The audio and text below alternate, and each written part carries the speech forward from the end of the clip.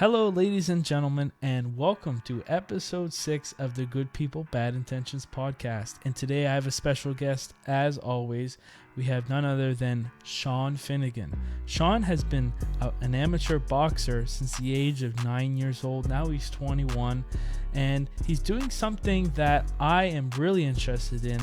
He is actually competing for a varsity boxing team for Crandall University. Originally, he's from Oromocto and fighting out of the Oromocto Boxing Club, and that is a really interesting thing, in and of itself, because Oromocto is a town that's also a military base for the Canadian Armed Forces, and Sean is also a member of the Reserve Forces. So it's going to be a really interesting conversation with him about boxing, about his university, as well as his military experience. Hello, Sean. How's it going? Good. How are you doing? Happy New Year. Yeah. Thanks for coming on. Yeah, no worries, man. Thanks for having me. One of my first guests I had was Aubrey McLeod, and we had a little bit of a chat towards the end of the podcast. We were talking about you. And going into it, I just wanted to say that the first time that I kind of heard your name or whatnot, you remember when you went to compete in Hawaii with Brady Frazier? Yeah. How could I forget? Well, when you guys competed there, I was seeing everybody's posts and whatnot, and that looked like it was a really good time. And ever since then, I've been kind of following you on Instagram, seeing your posts.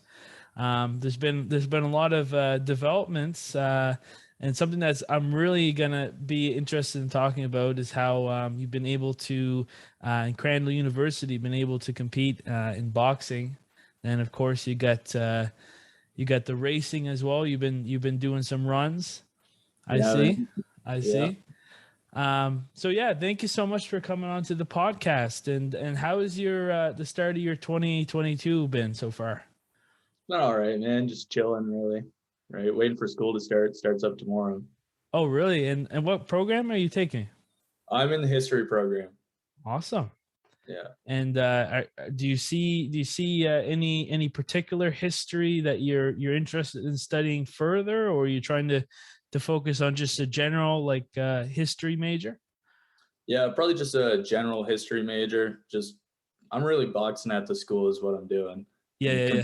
Running, right? But I might as well get an education while I'm there, right? Of course. And another thing that I know is, of course, the Oromocto Boxing Club that you were a part of also has a lot of active duty people in the military at the base. And I do know that you were in the reserves. Are you still in the reserves with Yeah. Awesome. Yeah, I'm still there. So thank you for your service. Like I said, I had Aubrey on and we were talking, and okay, so I'm really interested starting out. When did the opportunity to go to Crandall to box, when was that a possibility? Well, originally my plan before the pandemic hit, I was Yep. going to go pro. I want to do my pro debut in Fredericton on one of the cards, May 2020, I think it was. Anyways, COVID happened and that got shut down. So I was like, what do I do? Do I go pro? Do I, you know what I mean? Like, I think everybody in the world was like that at one point because of the pandemic, right? Mm-hmm. But anyways, I was just kind of hanging out, and John Olhauser, the head coach at Crandall, he messaged me and asked me if I wanted to come, and I was supposed to just go there for the World Championships, which was in October of 2020. We were going to go to Poland, and then once again that got canceled due to the pandemic. But I was still enrolled in some courses, so I was taking the courses and ended up enjoying it, and yeah, I'm still here. We got lots of plans ahead, so I'm enjoying it, man. And that's awesome. Is this like one of the only places in Canada or that offer something like this? Yeah, that's what I heard, that we're the only varsity boxing team in universities in Canada. Wow. That's awesome that you're a part of it, because you're certainly a star. And I just want to ask, Is running something that you've always like? I understand running is a part of boxing preparation, but like, have you ever competed in like track and field earlier? Uh, like not really, like a little bit in elementary school, and like I don't know, I was always kind of fast when I played basketball and baseball, but like I never really competed. And I see that you actually won a race. You were at the Église Sainte Marie in Church Point, which Yeah, yeah, yeah. isn't far from where I'm actually from. Oh So yeah. can you talk a little bit about that race and yeah, that must have been awesome to win that. Yeah, yeah, that was the one on the beach, right? Yeah, Yeah. yeah. Uh, yeah. So I don't know. I didn't really have much expectations. Like I had just won a race prior to that one, but Okay. I thought maybe it was like beginner's luck, right? Because Yep. my time wasn't super fast. It was like 32 minutes over Mhm. 8K, about 4 minute pace. And then I was running on the beach the next race. So I was like, I don't know. It was a cool experience because it's a beach and like the sand and all that. So I wasn't sure if my legs were gonna get tired, but it was a close race the whole way through. And the guy who ended up winning the championship the year before, he was actually at that race as well, and he Oh, got second. really? I think I beat him by 11 seconds or something like that. But yeah, it was a cool experience for sure, man. Were people treating you like this boxer that's in a running like a race, or were people treating you like an athlete in track and field or in racing? Like the my coach or like just Yeah, people. so are you competing like also in for Crandall's race like running? Yeah, yeah. So that's basically what I spent my Okay. fall doing, was doing that, because there wasn't a whole lot of boxing for me. I Mhm. I only had two fights this fall, and one was an exhibition. So yeah, I focused on some running. That's awesome though that you rather than like seeing that there maybe wasn't that much competition in boxing, you just transitioned to something that really I think has a lot of application for your boxing career, right? Yeah, man, Like compliments it for sure. Like running, it doesn't hurt in the boxing ring, that's for no. sure.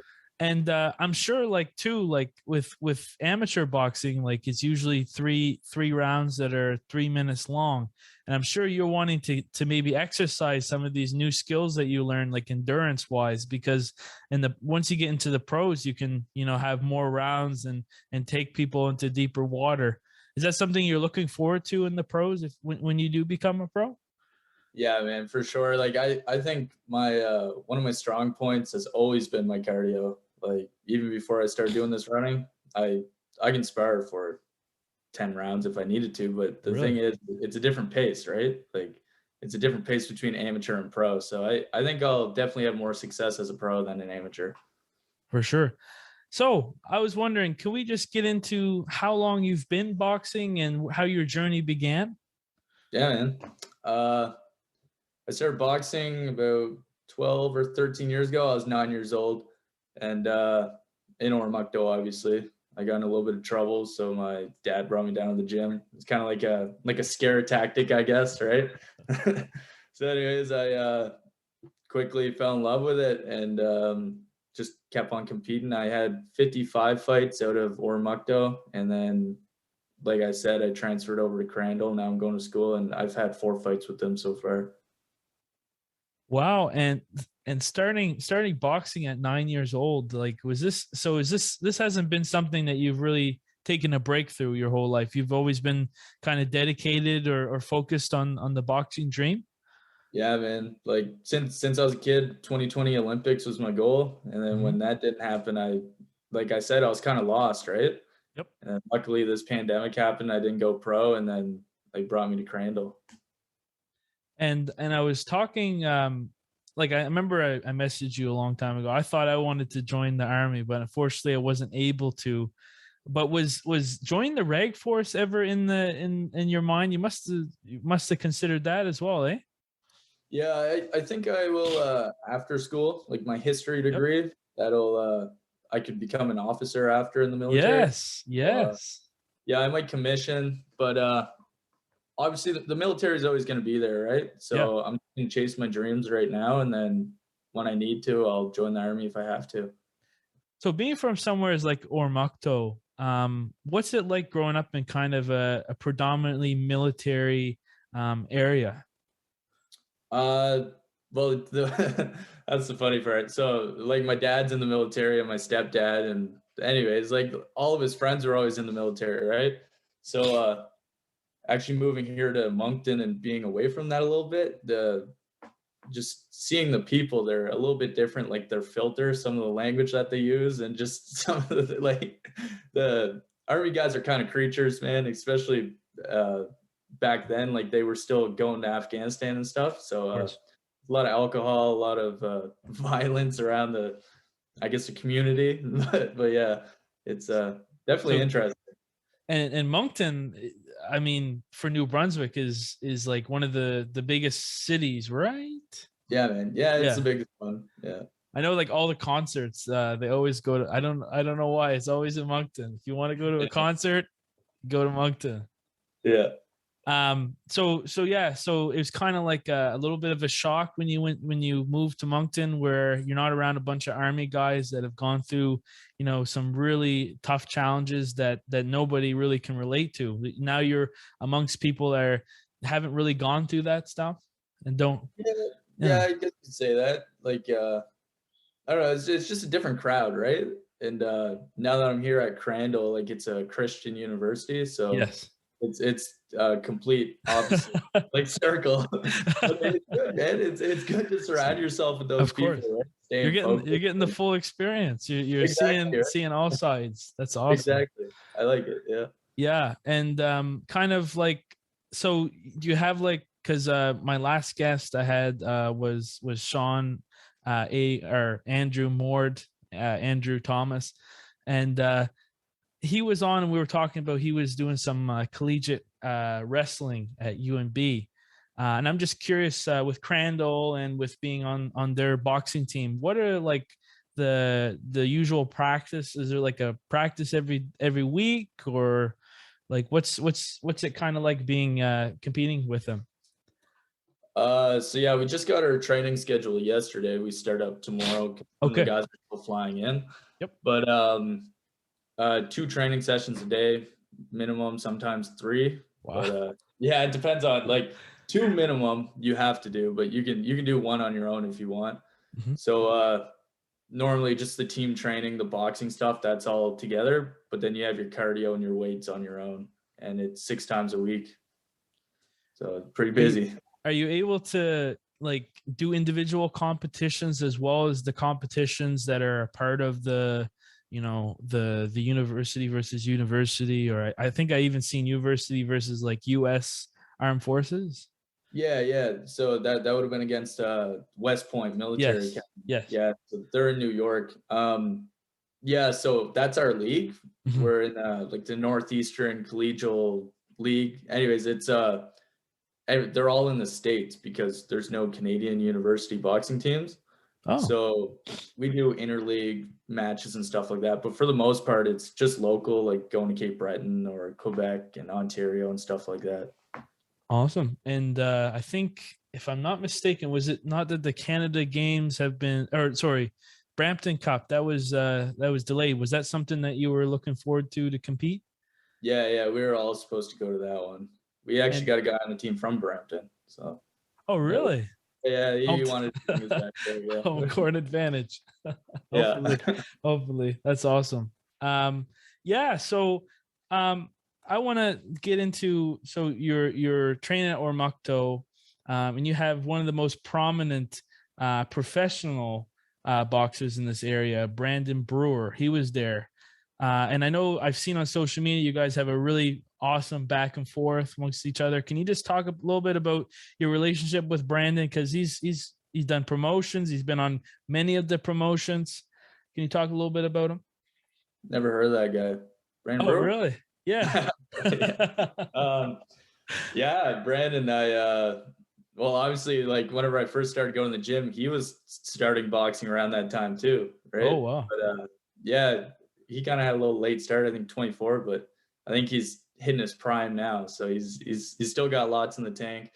But yeah, I always looked up to him like growing up, and obviously as a teen, he always beat me up and stuff like that. But Yeah, we got a little bit of a rivalry. We're both really competitive guys, and yeah, but he's helped me along the way for sure. And he's just been a big role model and mentor. And at what age were you going in against grown men? Were you somebody that like later on, like, because a lot of people that start younger tend to be fighting like a lot earlier, or sorry, fighting like stiffer competition earlier than other people. Were you fighting Brandon? How old were you when you started sparring with Brandon? Oh geez, he probably sparred, like he'd go down on his knees and spar with me when I was a kid, but like I don't know, maybe around 14 when I started having some actual fights, Yeah. he'd start beating me up a little bit, and it was like that for years. And he probably still thinks that he beats me up, but he doesn't. But No.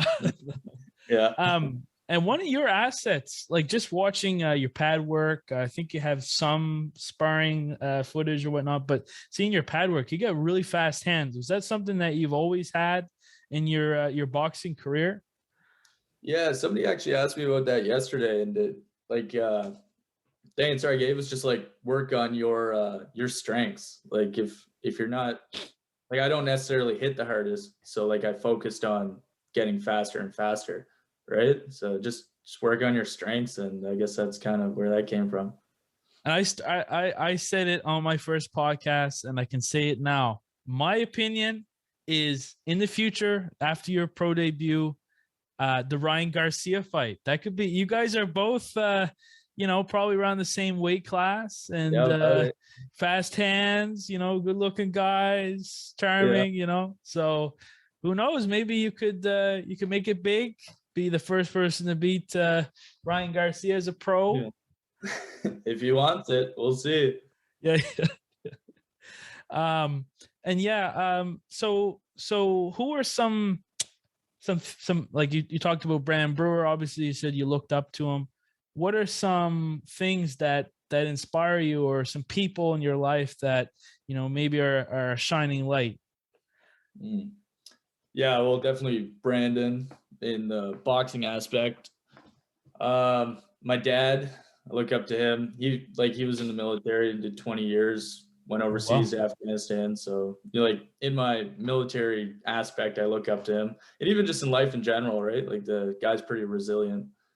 But yeah, definitely Brandon for boxing, just because like we're kind of built the same, and like he's taught me so much, and just even just hard work. Like I'd be sneaking into the gym at like 11 o'clock at night to go and get a workout in, and Brandon would be in there. It's like what are you doing in here? Right? But just hard work, like that guy's committed, and that's something that I definitely like took from him. Mhm. And hard work, like, nothing beats hard work, right? So yeah. And I think this is something that a lot of people that start off young in boxing continue through. There comes a period in time when you become a teenager. Everybody's going to the parties, they're doing this, they're doing that. Was there a draw for you, like to say to yourself, like, oh, I'm young now, I deserve to, go wild? Or did you stay committed, like keep your focus on boxing that whole time? Yeah, yeah, for sure. Brandon kind of had a chat with me when I was in my teen years, and it was about women. He said because like a lot of people go out and start chasing women and don't want to go to the gym anymore, right? So he Yeah. said that I can chase the sixes and sevens right now, or I can go to the gym, work my ass off, and come back and get those nines and tens later. So that kind of stuck with me, and I use that as motivation for sure. That's really good advice, guys. Don't just chase your dreams first, and everything else will come, right? Exactly right. And so you mentioned that 2020 was one of your dreams to compete in boxing, and now we're in a weird situation, right, with COVID and everything like that. I was talking with Aubrey, and he was saying, I really wish Sean would compete in 2024. Is that a possibility at all? Or do you see yourself becoming a pro, and just is that your new goal, to become a pro? Uh, 2024 is a goal right now because so I'm on a boxing scholarship, obviously Mhm. at the school, Mhm. and that only lasts if I'm an amateur, right? Of course. So if I were to turn professional, I would lose that. but it lines up perfectly. I would graduate in April of 2024, and then I could go to the Olympics in like July or August of 2024. So my degree would finish right around Olympic time, and then I could go pro that fall. Awesome. And I see you were a national member for a few years. What was it like being representing Canada? Oh, there's nothing like it, right? Nothing like it. Like, Awesome. like you see, those are guys that you watch on TV, like the World Juniors and stuff, and like I was on that same stage. So I'm definitely this year, like I really want to get back on that national team and get my name out there. So 2024, there's no doubt that I'll be going to Olympics. And do you still keep in contact with the people that you're with? Like, can you just explain to the layman? So you go to Montreal, you do like a training camp for the nationals, and then you compete, obviously, so you can keep your spot. Is that what it's like to be a national member? Yeah. So when I made the team, I won nationals in 2017, and then I went out. I did some like a short day or two training camp to kind of see where we're at to make our spot. So I ended up making the team, and then I went back up sometime that summer, and we did a 2-week long training camp, and then we went away to the Youth Commonwealth Games, which was in the Bahamas. Oh, and competed there. I got 5th. I won my first fight against West Africa, and then lost against Ireland. And then after that was really my experience with them, because the next year, 2018 nationals, I didn't end up winning. And then 2019, I didn't end up winning. And then there hasn't been a national since. Yeah. So you were talking about international competition, and I'm always interested to hear this. What are some of the toughest fighters that you've gone against?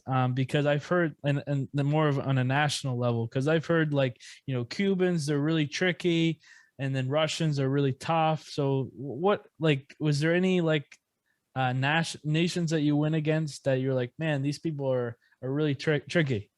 Yeah, I'd say anywhere in like Europe, like England or like Ireland and stuff like that. Those guys, they're very like defensive, and every single one of them, like you'll never find a short fat one. Like they're all tall and skinny. Like they're all of them, and they got the longest arms, and they're always using those check hooks and just pivoting off. It's so hard to hit.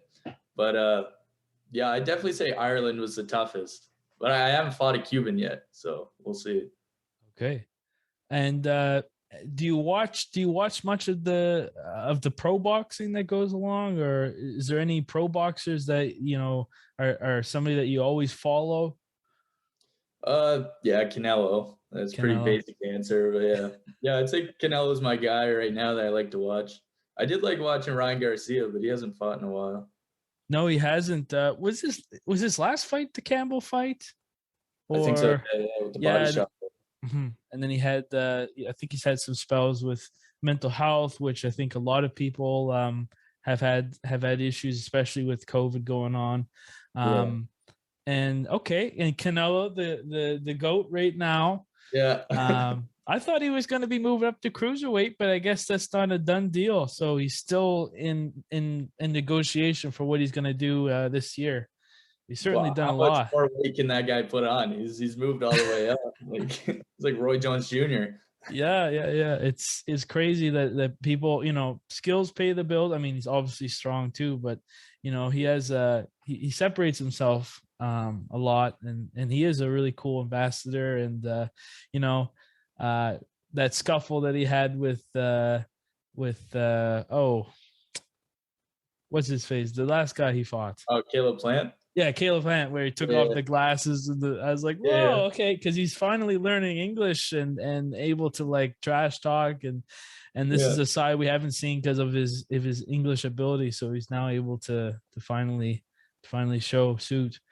Okay, and so like, I guess the next thing I want to get into is 2022. It's a new year, obviously. what are maybe some goals that short-term goals, long-term goals that you have for the year? Short term, well, I got to fight January 29th. It's supposed to be in New York. Oh, so, yeah. Because there's nothing here in Canada, man. Like I can't get a fight around here unless I go to like Ontario or something. But I'm pretty sure they're locked down right now. So yeah, New York. I don't really know much about the guy. I just know that he weighs 155. He's got more than 10 fights, and he wants to fight. So. is that up a weight? Like, don't you usually fight at 135? I normally fight around 141. Oh, 141. COVID, I put on a couple pounds, but I like let's strong, go. Let's go. Strong weight though. I got huge arms. Like I won't take off my hoodie. Yeah. I won't either. Show all these muscles, man. I don't want to distract the podcast. Yeah, exactly, right? Yeah. But so New York would be an interesting place to go. It's not too far from Nova Scotia or New Brunswick. So. Yeah, it's pretty close. I think the spot that we're going, it's not New York City, it's Watertown, New York. So it's kind of just under Ottawa, about 2 hours away. So we might fly there and then drive 2 hours. But that'd be awesome because in like Nova Scotia right now, we can't do competitions, and I think classes are like now 10 limit, and it sucks because across the border it's like anything goes kind of with the same amount of numbers, but it seems like they got to figure it out, right? Yeah, I mean, sports tend to be, just at least my understanding, maybe you disagree, but sports tend to be really important in the States. Like they put a lot of money, time, effort in the public, generally, especially with football coming up.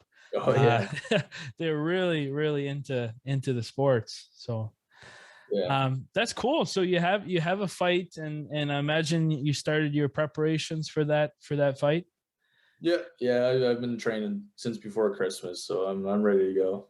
Awesome. Do you like having a fight where you don't know much about the fighter, or do you like having kind of a plan going into the fight? Or yeah, I like having the plan. Like I like knowing who I'm gonna fight, but it really doesn't matter. At the end of the day, like I'm just grateful that somebody's getting in the ring and we'll fight, right? So yeah, I think it was, I was listening to I gotta say, Tommy Fury interview. I don't know, he's some people like him, some people don't.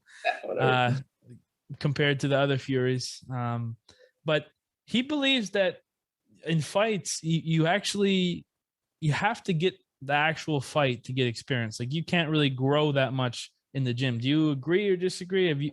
Have you grown a lot in the gym, or is it those fights that really have made you learn? Totally agree. Yeah, you need the experience. Like you can run drills all day, and you can spar even. Like sparring you get some experience, but like it's really the fight in front of the crowd and stuff like that. Just being comfortable in that the fight. Like it's just a dark place, right? Mm-hmm. Getting comfortable in that, it's you definitely need the fights to get the experience. When you look at starting at 9 years old, now how old are you now? 21. 21, the grown man. Yeah. When you look at competing from 9 till 21, like eventually did it get easier for maybe that pressure, that the anxiety, that stress that comes along with boxing, or has it always been the same for you? Like do you get stressed before a fight? No, like now I'm pretty calm. Like of course I got a little bit of jitters and stuff like that, but like I used to be a mess, man, when I was a kid. Nobody knew this because obviously I hit it well, but like I remember I used to like throw up before fights and stuff like that. Like I was a mess. Like I was so nervous.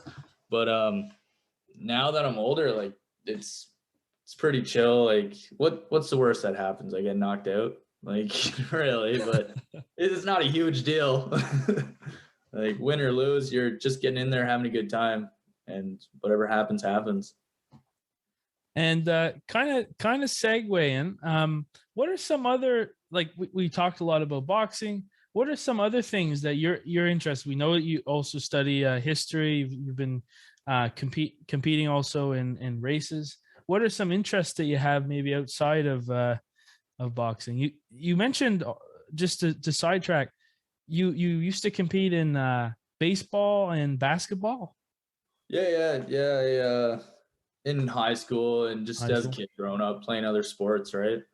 But yeah, I like boxing's my thing, right? Like Okay. Okay. that's my thing. Like I like baseball. Like I still watch the Blue Jays and stuff like that, and Mhm. I love watching it. I umpired baseball for a couple of years, but Really?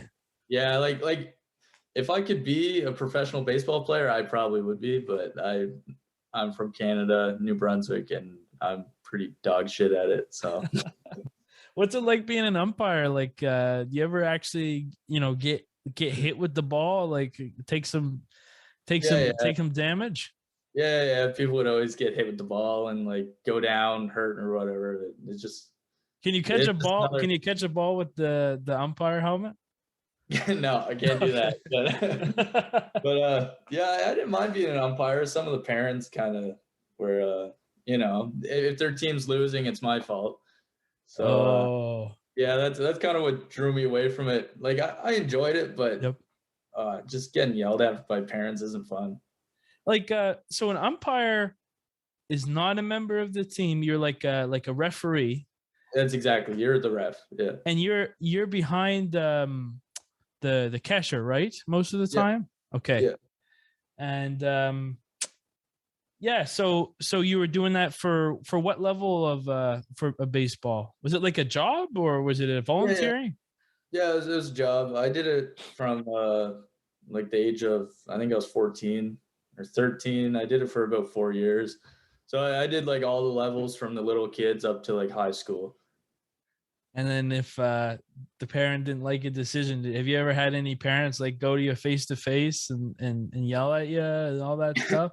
Yeah, like I guess like a little bit, but like it was nothing too serious. But yeah, it just wasn't something that I was super. Maybe I was bad at it. Maybe that's why they were always yelling at me.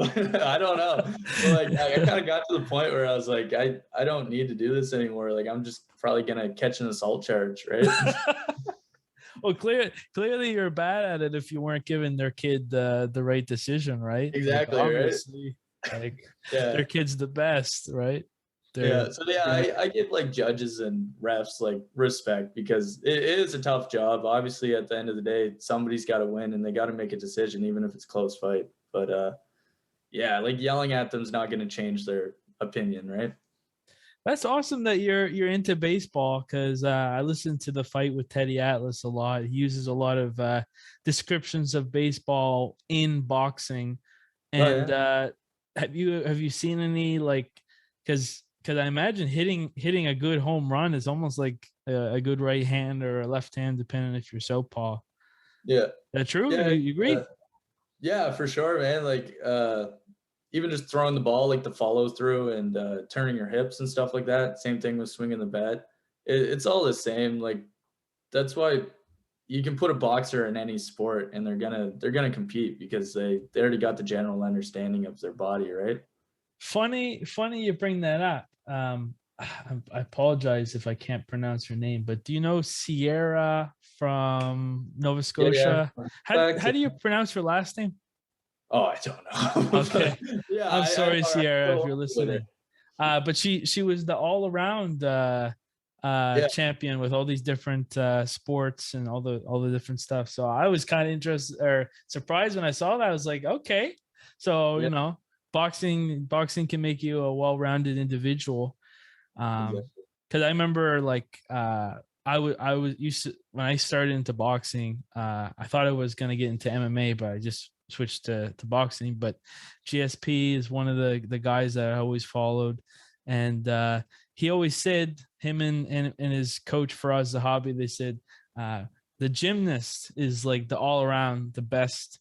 Athlete. They can explode and all that stuff. But then I saw that I was like, no, it's Yeah, boxing.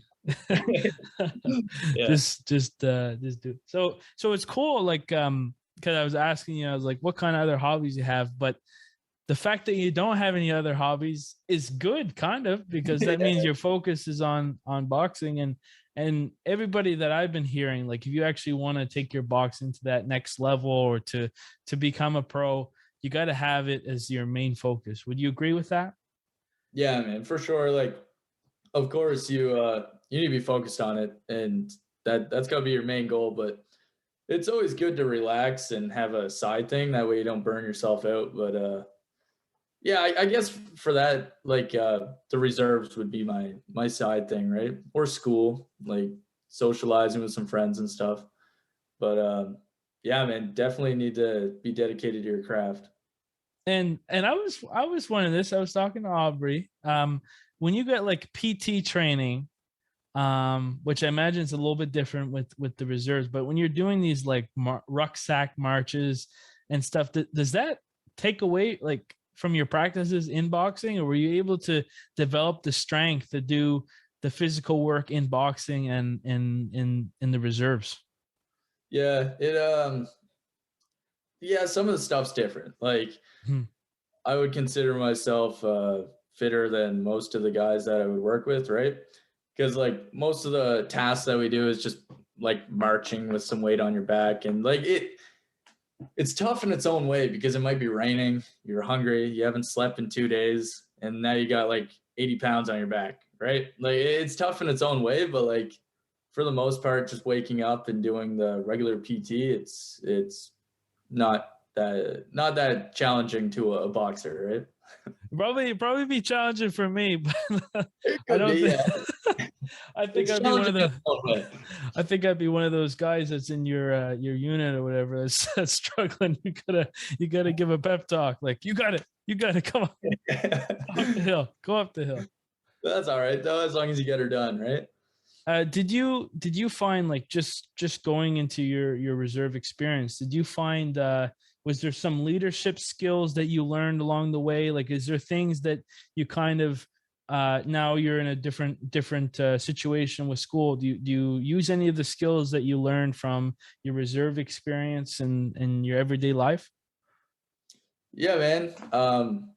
Yeah, just like I guess when times get like challenging or Mhm. something like that, like I've already kind of experienced that with the reserves. Like the training, like the PT isn't necessarily that hard, but the training is hard. Like just mentally and physically. Like I said, you could be cold, wet, tired, and hungry, and it's -25 out, and you haven't slept in 2 days, right? Like there's all kinds of different challenges that you experience there, and I think it just builds you like stronger mentally, knowing that like you can do this. I can hold a plank for 5 minutes, like that's not that hard. You know what I mean? Like when something seems tough, you know that you've done something tougher, right? Because That's I think a lot of people they they set barriers on like what they can do because they haven't experienced that yet. You know what I mean?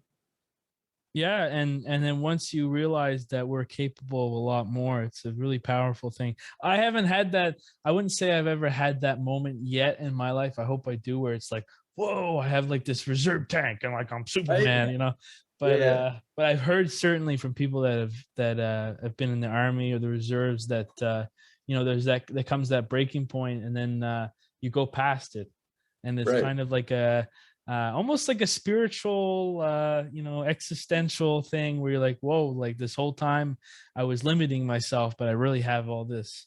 And it's Exactly.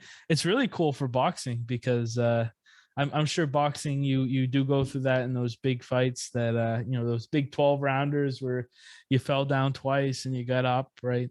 But Yeah. cool. So we're getting close to the end. I really appreciate you coming on. For anybody that wants to follow your boxing and you on social media, what's your handles? How can they get in touch with you? I'm on Instagram as Sean Finney. I'm sure you can probably edit that in somewhere, Of eh? course, of My course. man. Yeah, And yeah, Facebook, Sean Finnigan, send me a friend request. I'll probably add you if you're not a weirdo. yeah. If you don't, he'll probably look at your likes or whatever and like, oh, like Hannah Montana, like that's a little a little weird that you like Montana in 2021, but okay. All right. No, I really appreciate you coming on. It means a lot. I look forward to seeing the results for your January 29th fight in New York. And more so, I'm really excited that you have a lot of different avenues and a lot of different opportunities, but you do have that singular focus in boxing. And I really look forward to 2024 in the future, and seeing you go into the Olympics. That'd be awesome. Yeah, man. Yeah, thanks for having me, man. Yeah, no, I really appreciate it. I had a really good time. And take care and stay safe as always. Perfect. You too, man. Take care. My man, that was awesome talking to Sean Finnigan. That was an interesting conversation. And I really appreciate everybody that tuned in to listen to that. And as always, everybody, stay safe and have a good rest of your day, whatever time you're listening to this.